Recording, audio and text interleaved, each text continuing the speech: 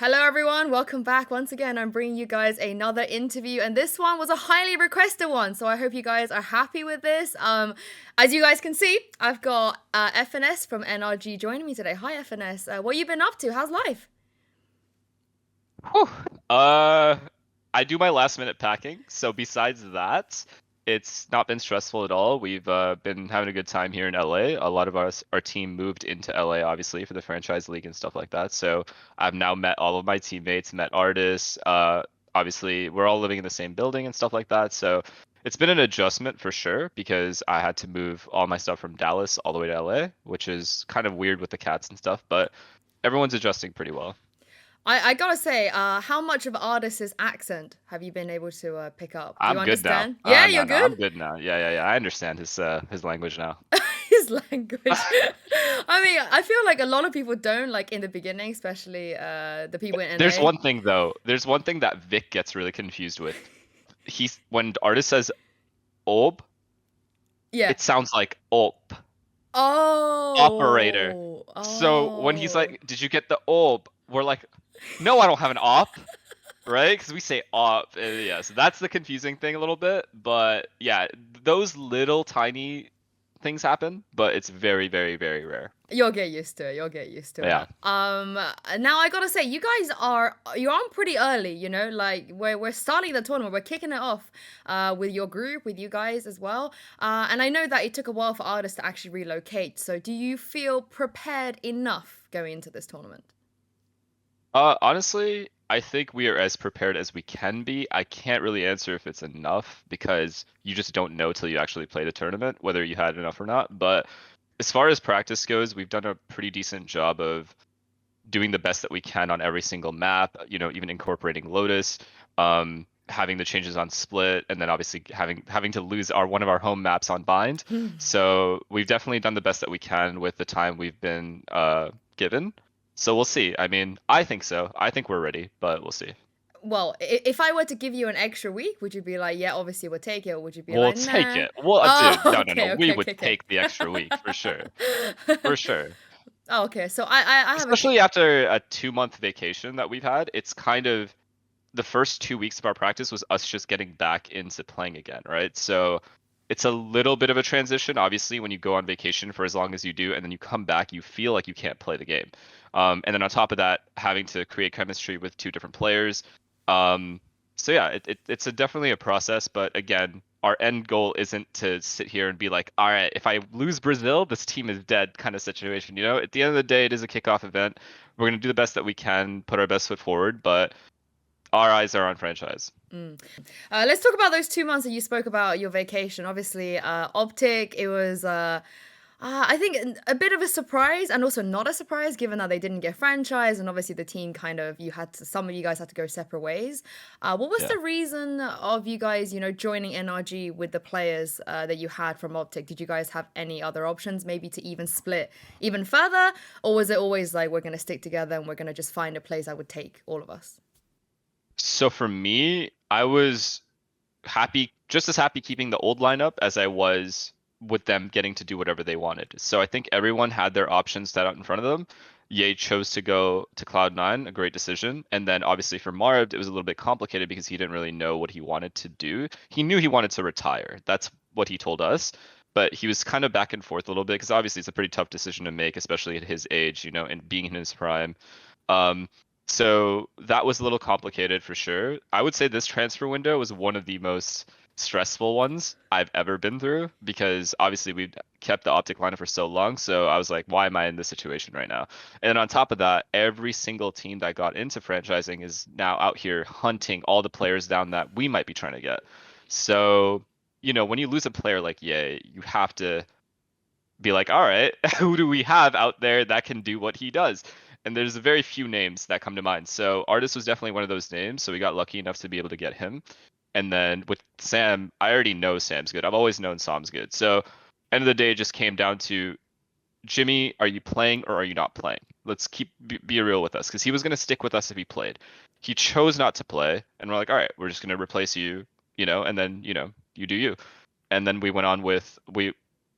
continued with Sam, and obviously Sam being the way that he is, he's already a really good teammate. He puts a lot of effort in. and he hasn't tasted a win in this game yet, so his hunger level is really, really high as well. So I was just like, yeah, it was a no-brainer for me. And then on top of that, we're all really good friends. And so it was kind of an easy decision towards the end. But yeah, the first couple of weeks of that transfer window were very, very like, who do we go for? Let's check out. Like people are getting checked off the list every day because we would just hear like, oh, Sentinels has this guy, or oh, 100 Thieves got this guy, or whatever. So yeah, it was definitely stressful, but I'm pretty happy with how everything turned out. Yeah, I think you guys are looking, you're still looking pretty strong. It's not like you completely had a new face of everything. You have to get used to everything from the scratch. But the big question is, do you think do you feel like Artist was a good enough replacement? Like you said, there's not very many people that you can bring in to replace Ye. And I think a lot of people are in the camp of he is because of the meta, and a lot of people are in the camp of, well, Ye is not replaceable. So where do you sit Yeah. right now? I mean, I agree with the Ye is not replaceable argument, sure. But at the same time, Artis has a very large agent pool and a very ridiculous mechanical ceiling, like a very high ceiling. So, end of the day, people can make their own judgments and decisions, and at the end of the year, we'll find out whether we were made the correct decision, whatever. But the way I see it, Ye was a great player, Artis is a great player, and if it's up to us to be able to activate that and make it work, we'll do a good job at that and we'll do our best. I think both arguments are pretty solid. I don't have any bad things to say about Ye, but as far as I've seen from artists, I've only been impressed. Everything I've seen, I've only been impressed. The kid's just off the charts good.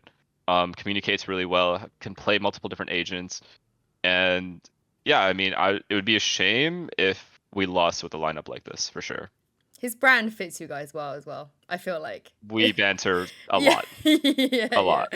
I We could definitely do. I could feel that vibe. I could get that vibe. Yeah, Now going into Brazil, we've seen the Stinger nerf now. Like they're actually gonna make some changes to this. It's not yeah. gonna be like a crazy Stinger forced by every single round. And I've seen a lot of narratives that this kind of pre-tournament stage is the most balanced when it comes to agents, when it comes to weapons, when it comes to maps, and whatever you want to call it. And people are excited that we're gonna get like a pretty balanced page to start off with the book of this year. Would you agree with that, or is there anything else you feel like needs to be fixed before we go into a big competitive tournament? As a player, I'm a Mm. little nervous because when you knew Chamber was insane, you knew exactly what everyone was going to play, right? You knew Chamber was going to be the Sentinel. So now that you don't know what the comps are going to be, the good side of it is you can do a lot of different things now without there being an OP agent there to stop you.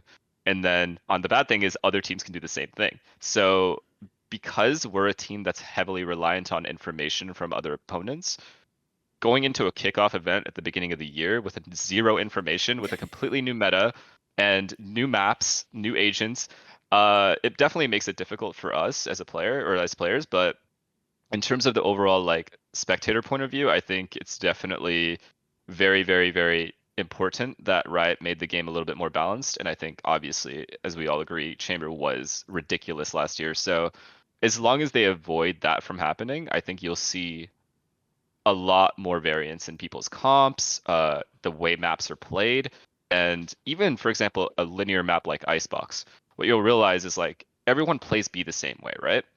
But now with these new comps, people are out here taking control of kitchen, they're taking control of snowman, they're taking control of like the whole bomb site before they plant the bomb. And the comp variations allow for that. Whereas before you just have chamber sitting there, so you can't do shit. Um, so I think I personally like it as a spectator and as a player, but there's also a sense of nervousness because you're like, oh, like you could get caught off guard by a lot of things. So you guys are good at Icebox now? You put the work We feel confident, honestly, in? on most maps, but I know everyone's gonna say that. You know what I mean? Like no one's gonna be like, ah, we're trash Yeah. on Lotus. No one's Yeah, gonna say that. yeah.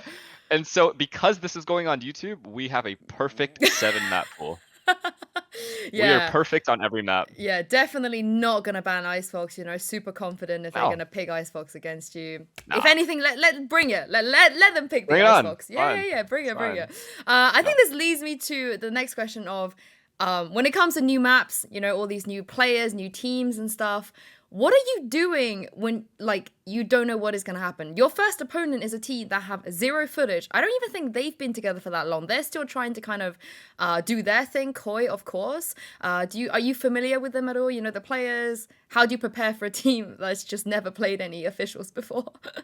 I mean, Colda Mensa and I think their coach also have already beaten us as guild the first time we played them, and obviously we know Starks, we know Shadows, so a lot of the players on the team. Oh yeah, and Trex too. So we know most of the players on that team, and we obviously know they're very talented. So there won't be any like, there's no overconfidence going into the game or anything like that. But yeah, as far as prep goes, it definitely hurts because you don't know. And we are, like I said in the past, always been a team that heavily relies on prep work. That being said, we also have a game plan of our own, and we know they don't know what we're doing till we play the game. So it's the same. Both teams are in the same boat, and I think that makes it for an interesting matchup for sure. Is the EU kind of team hurdle? Is that going to change this year? Now you have an EU player on your team. Honestly, I hope so. I mean, I hope that we have better results versus European teams because that sucked for sure. Also, I hope that we do get to play teams like different, like like Fnatic, for example. I never got to play Fnatic last year, and that would have been such a That's a fun crime. matchup. That's a crime. Yeah. Yeah. So, there's definitely for me, it's always exciting to play new teams. We just had so many similar matchups last year. It'd be interesting to play new teams. So, when a team like Koi comes up and you just like, yeah, I'm just excited to play them. So end of the day, I think, yeah, I think it'll be fun. I think it's going to be fun as well. Yeah. I feel like every match is going to be fun with the way the format is. Yeah. This is another thing I wanted to speak to you about. You in particular, actually, because I feel like you handle this pretty well when it comes to, how do I put it? Fan expectations and the criticisms, the overreactions and criticisms that come with it. I feel like even when you were winning trophies, clearly one of the best teams in the world, qualifying for every international tournament, there were still people that were just not satisfied. Whether it was you or your team, your role, or if they're just trolling and so on. How do you Yeah. deal with that? Because I'm seeing more and more of that every single day. And I feel like Brazil's one of those tournaments that is there because there's a lot of upset potential that's coming up. And that creates like a breeding ground of people just overreacting and jumping on narratives and potentially, mass abusing certain players Your and question's how teams. do I deal with it, or how do I Yeah, feel about well, it? both. One, how do you feel about it? And two, how do you personally deal with it? I deal with it by just not looking at it as much because it's just kind of toxic to look at all that stuff. Especially after you lose a big game and you say you have a bad game, you're not gonna sit there and look at the forums or whatever. But as far as overall, like how I feel about it, I think every sport in the world has that. Even the best players in the world get criticized. Actually, especially the best players in the world get criticized the most when they have bad games. So I think there's a set expectation out there for certain teams that, it almost should push you to want to be excellent. And if it doesn't, and you kind of take it the wrong way and you kind of go like you fold under that pressure, it's just the same pressure as you have when you're playing in front of a crowd or if you're playing a top team. It's you just have to try to overcome it and find something good from it. And I think for us, it's try to be as motivated as try to find motivation from the people that are saying the wrong things about you or the things that you don't really believe yourself. So that's how I deal with it. But yeah, as far as how I feel about it, it is what it is. It's supposed to be I think it's supposed to be in every sport. It's the same thing. Like for example, I'm an Arsenal fan. They No. lost today. I was sad. So, yeah, it sucks, but yeah, there's nothing you can really do about it. I'm used to it. I've seen it time and time again with certain players, and I've seen players fold under it. I've also seen players thrive. I choose to be on the latter side of that. To be fair, Arsenal, they haven't lost many games this season, so Nope. you've been chilling on that Yeah.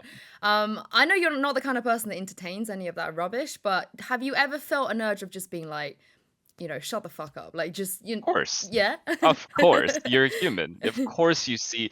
you'll see it on my stream the most is like if I see a stupid comment, I'll just my instant reaction is like, bro, you're no idea what you're talking about. But again, I think one thing I think the reason I feel a little empathy is because like for the fans is because they actually don't have a lot of information to work with, right? It's not like they see what's happening in my team. It's not like they are in practice with us. It's not like they saw what happened in that round that led to a loss. So they don't have a lot of information to work with, but they're very passionate. They are just as passionate, if not more passionate than we are. So all that passion kind of just turns into resentment and anger when they feel like they're not getting enough out of the team. Makes sense to me. Sure, some people can say it's not fair since they don't know enough, they shouldn't say anything, but it's hard. I get that, we have a young fan base and people are going to say the things that they're going to say, but you just have to kind of keep it in your head that as long as the people on your team, the people that are around you believe in you, you'll be all right. I mean, you've had a nice taste of victory, since you started in your Yeah, Valorant career. It's been pretty consistent. Would you see this year as a total failure if you don't lift a trophy? for sure. I mean, for sure. I think we have the exact same expectations this year as we did last year. It's the same thing. It's just you just go in with the expectation that you're going to win every single game. You know you have the capability to do it, and therefore anything less than number one is always going to be a failure. But that being said, you also have to be realistic about timelines, situations, issues people might be facing at the time. So yeah, a lot of stuff that can come up, but in general, the expectations will always remain the same. Is this the expectation for Brazil specifically? Yeah, for sure. I mean, again, like I said, we're practicing a lot and we're putting a lot of time in for specifically Brazil. Um, it's not the end goal, like I said. Franchising is the end goal. You want to do the best that you can in all the events of the year. And obviously, when you start off the year with like a kickoff sort of style event with a single elimination, it could be easy to kind of throw it away and be like, you know what, if we lose, who cares? But we're all competitors. We all want to win, so losing is gonna suck. Yeah, I mean, I feel like there's a few teams with that expectation, so I'm interested to see how it plays out because I feel like there's four or Yeah. five teams in NA, four or five teams in EU, and there's only Yeah. three trophies. So And it's an entirely different bracket too. So yeah, anything can happen. Like you said, there's a lot of chances for upsets. There's a lot of roster changes, and there's zero information on any of these teams. Most teams rely on information. So yeah, a lot of these teams are going to gimmick their way into wins, and that's okay. There's nothing wrong with that. But a lot of the people will like look back at the beginning of the year, being like, wait, this team won the kickoff event and then fell off. Why?